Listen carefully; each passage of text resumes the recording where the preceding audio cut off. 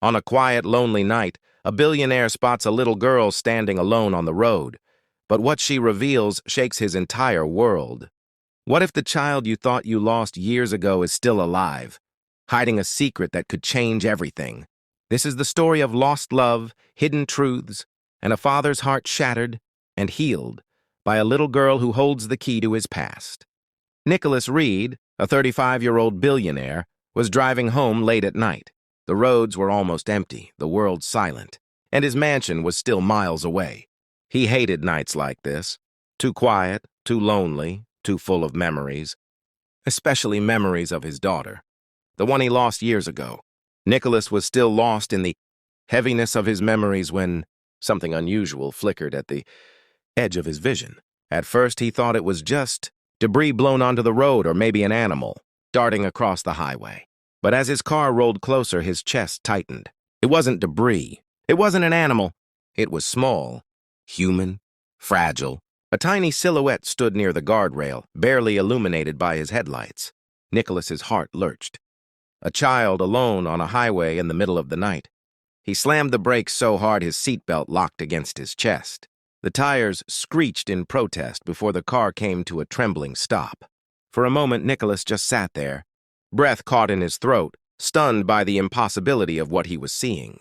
Children didn't stand on dark highways. Not at this hour. Not like this. When he stepped out of the car, the night air hit him with a bite of cold he hadn't noticed before. The small figure didn't move. She stood completely still, as if frozen in fear, clutching something to her chest. As he walked closer, the details began to sharpen. A little girl, around 6 years old, wearing a simple white dress that was slightly dusty, her bare feet planted on the gravel, her blonde hair tangled as if she had been running or hiding for a long time. And in her arms, an old stuffed toy worn out from years of being held tightly. Nicholas felt his breath weaken.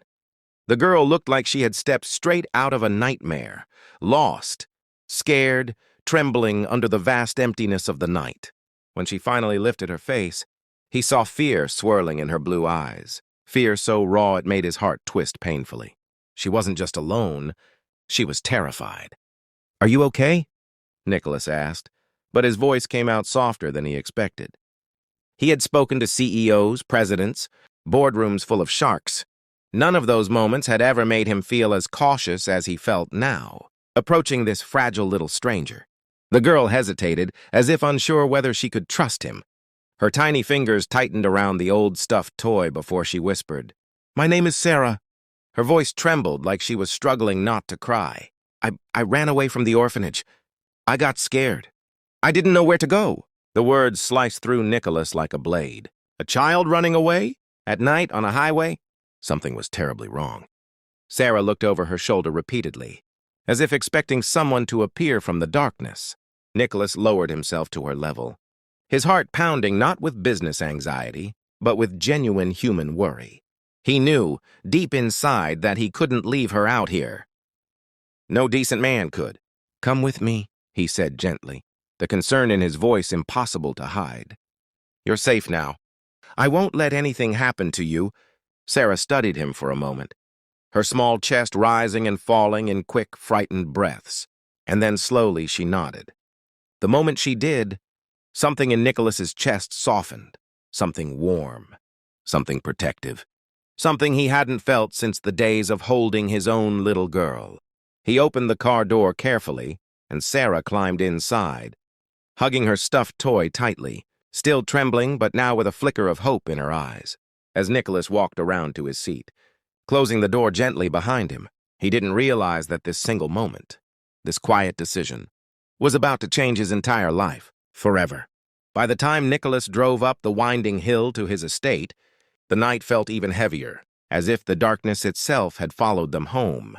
His mansion stood tall and silent, its grand windows reflecting the moonless sky, making the entire place look more like a monument than a home. Sarah stepped out of the car hesitantly, clutching her stuffed toy with both hands, her tiny fingers trembling.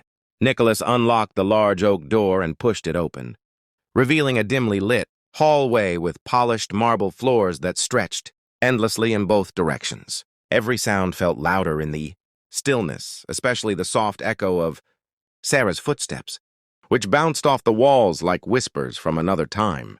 Nicholas walked ahead, trying to keep his voice calm and gentle. "Come in, sweetheart. Let's get you something warm to eat." "You must be freezing."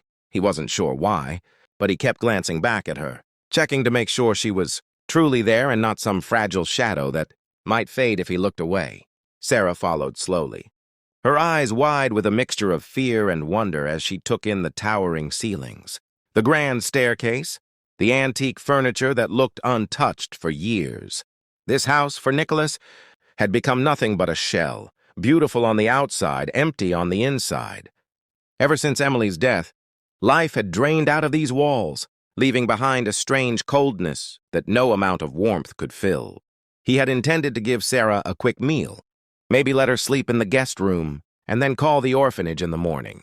That was the plan. A simple, reasonable plan. But before he could take another step toward the kitchen, Sarah suddenly froze. Nicholas felt it more than saw it, the way her breath hitched, the way her tiny body stiffened, the way the stuffed toy began to slip from her hands before she clutched it again. Harder this time. Her eyes widened, not with fear but with recognition, or shock, or something he couldn't name yet. "Are you okay?" Nicholas whispered, turning toward her, but Sarah didn't answer.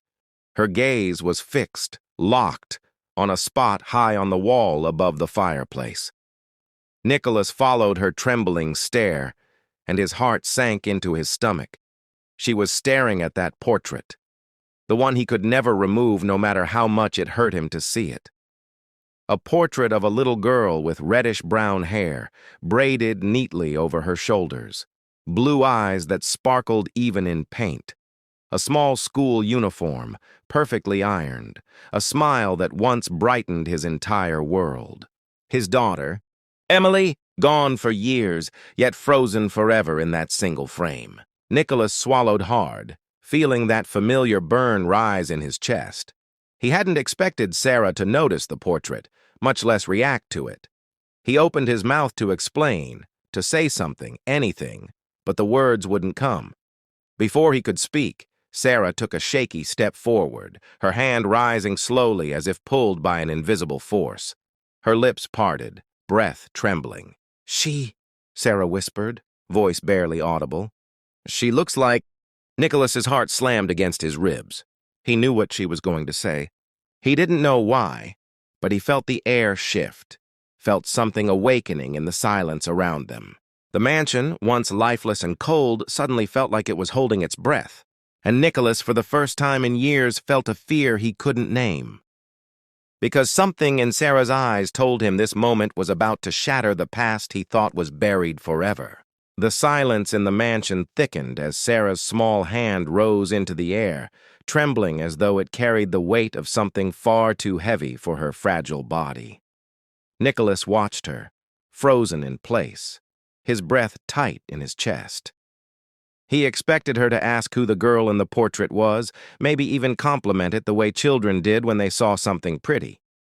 But nothing prepared him for the words that slipped from her lips like a whisper cutting through the dark. "Sir, I know her." Time stopped. The world paused. Even the faint ticking of the clock on the distant wall seemed to fall silent. Nicholas felt his heart slam so violently against his ribs that it almost hurt. His fingers curled at his sides, cold, stiff.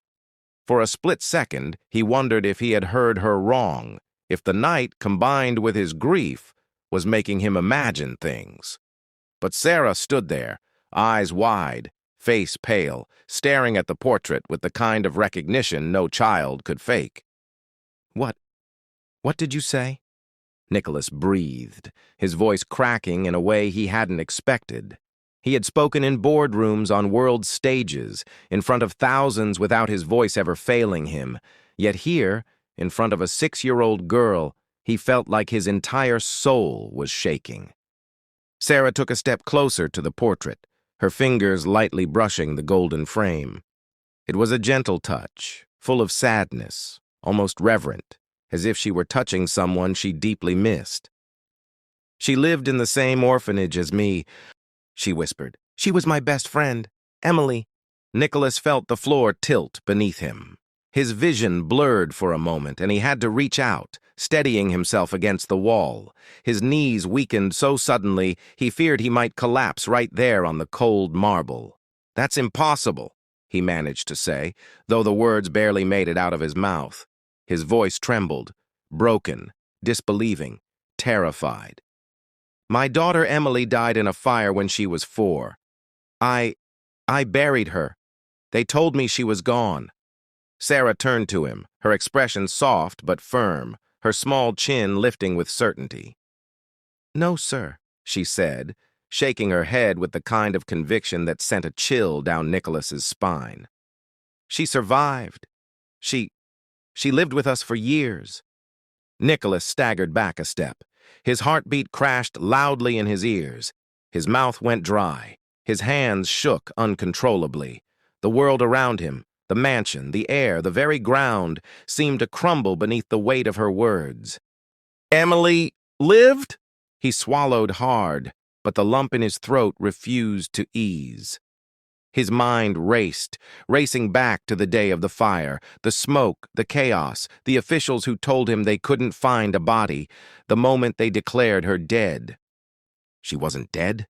Nicholas felt his breath hitch painfully. His chest tightened, as if someone had reached inside him and ripped open every old wound he had tried to bury. His daughter, the little girl he had mourned for years, had lived without him, had waited for him, had grown older somewhere far away from him. The shock was too big to fit into one breath, one emotion. It shattered him piece by piece, leaving him standing there like a man who had just seen a ghost. Not because Emily was gone, but because she had been alive. And he never knew. Sarah's voice trembled as she spoke, her small hands clutching the edge of Nicholas's jacket. "She used to tell me stories about her dad," she whispered. Nicholas froze, his chest tightening. "She said he was rich and kind, and that he loved her so much." His hand flew to his mouth, trying to hold back the sudden flood of tears. Memories he had buried deep inside came crashing back. The lullabies he had sung, the bedtime stories he had told, the tiny hands he had held, all of it gone. I was looking for her," Nicholas whispered, his voice cracking. "I searched everywhere, every orphanage, every hospital, every corner of this city." His eyes filled with tears that spilled down his cheeks. "They told me her body was never found," he choked out. "And I believed them. I believed she was gone." Sarah's lips quivered as she struggled to speak. She didn't deserve to die alone," she whispered. Nicholas knelt down, desperate to bridge the years of absence in a single moment. He wanted to reach into the past and hold her again. He wanted to apologize for every day he hadn't been there. "But—" He stopped, breath catching in his throat. "Emily, she got sick last winter," Sarah said, her voice breaking. Nicholas felt the words like a dagger to his heart. She didn't make it." The world seemed to stop around him. The walls of the mansion felt suffocating, the silence deafening. He pressed his hand against the cold marble wall, trying to keep himself upright. His knees shook and he sank to the floor. His mind replayed every moment he could have saved her. Every memory of her laughter now seemed painfully distant. Nicholas felt a sob escape his lips, a sound he hadn't made in years. His daughter, his little girl, alive for so long without him and now gone forever. Sarah stepped closer, her small hand reaching for his. I wanted her to have a happy life," she whispered. Nicholas looked into her eyes, filled with the same fear and sorrow he had felt when he lost Emily. "I failed her," he murmured. Tears streamed down his face as he finally let the grief pour out. He remembered the fire, the frantic search, the endless nights of hope and despair. And now he realized that hope had survived, through Sarah, through Emily's memories. But the pain was unbearable. Nicholas pressed his forehead against the wall, trying to make sense of a world that had been cruel to him. I didn't know," he whispered to no one, clutching the emptiness where she should have been. Emily had lived, Emily had loved, and Emily was gone. His heart ached with the weight of loss and the bitter taste of what could never be undone. Sarah's small presence offered him the tiniest comfort, but he could feel the hollowness inside. He realized that some truths no matter how beautiful, could still break a man completely. And in that moment, Nicholas understood that grief and love could coexist, twisting together in a way that would stay with him forever. Nicholas's eyes narrowed as he looked at the small girl before him. "Why did you run away, Sarah?" he asked, his voice soft but firm. Sarah lowered her gaze, shuffling her small feet on the marble floor. Her voice was barely a whisper. They wanted to move me to another home," she said, trembling. Nicholas's heart clenched. Another home? Another separation? He felt the anger and helplessness rise in him, sharp and biting. Sarah took a shaky breath, her hands twisting in her lap. "A man. He came at night," she whispered, her eyes wide with fear. Nicholas's jaw tightened, every muscle in his body tense. He scared me," Sarah said, her voice quivering.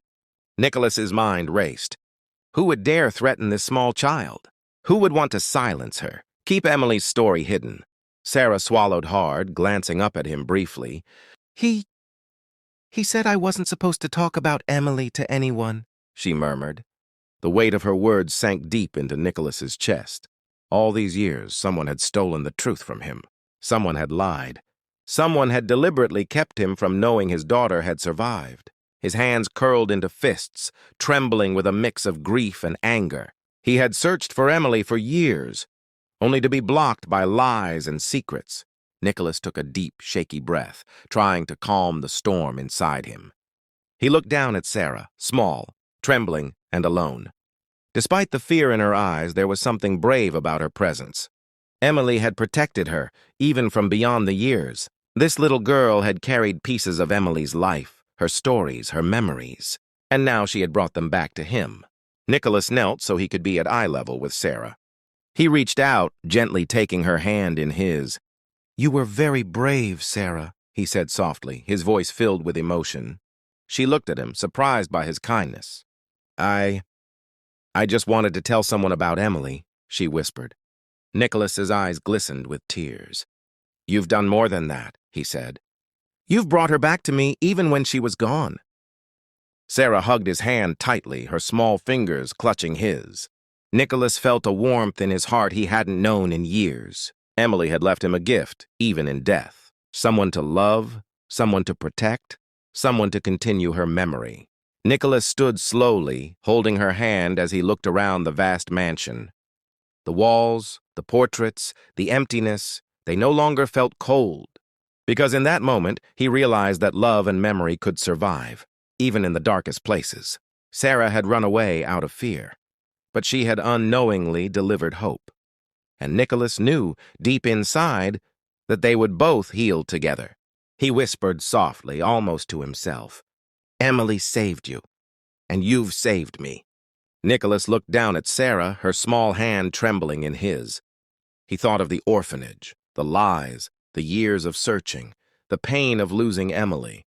But he also thought of the gift now standing before him. He made a decision, one that would change both of their lives forever.